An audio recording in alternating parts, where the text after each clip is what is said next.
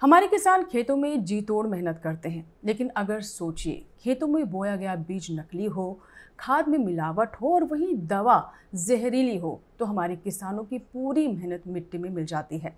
ऐसा ना हो, इसके लिए सरकार अब लगातार कदम उठा रही है।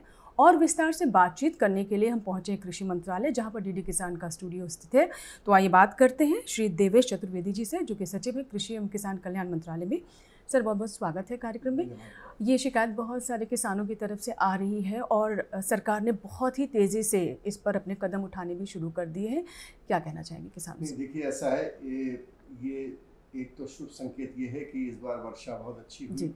मानसून समय से पहले ही आ गया था और जुलाई में भी अच्छी वर्षा हुई, अगस्त में भी अच्छी वर्षा लगातार होने का अनुमान है और इसकी वजह से पूरे देश में जो बुआई है बहुत अच्छी चल रही है। किसान जो है अपने पूरे लगन से बुआई का कार्य पूरा कर रहे हैं। पिछले साल से ज़्यादा हमारा कवरेज होने की पूरी संभावना है।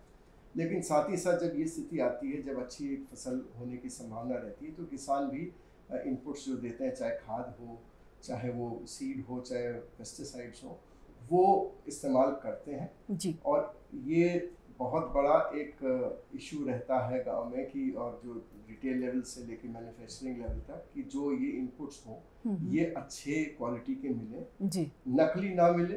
और तीसरा होता है कि जिस फसल के लिए जितनी मात्रा में ज़रूरत हो उतनी मात्रा में ही उसका उपयोग किया जाए। जी जी। तो ये तीनों जो इशू है, इस पे हम लोग कार्य कर रहे हैं। जी। आपने देखा होगा कि कई राज्यों में इसमें बहुत ज़्यादा छापेमारी हुई है, एक्शन हुआ है, लगातार रेड्स पड़ी हैं, इलीगल खाद के कारखाने पकड़े गए हैं, पेस्टिसाइड्स के भी सैंपल कुछ जगह फेल हुए हैं। तो ये सख्त निर्देश हमारे यहाँ से माननीय मंत्री जी की तरफ से भी और केंद्र सरकार से राज्य सरकारों को, और राज्य सरकार ने उसको डाउन द लाइन एडमिनिस्ट्रेटिव जो स्ट्रक्चर है उसको किया है कि इस पे बहुत कड़ी कार्रवाई हो।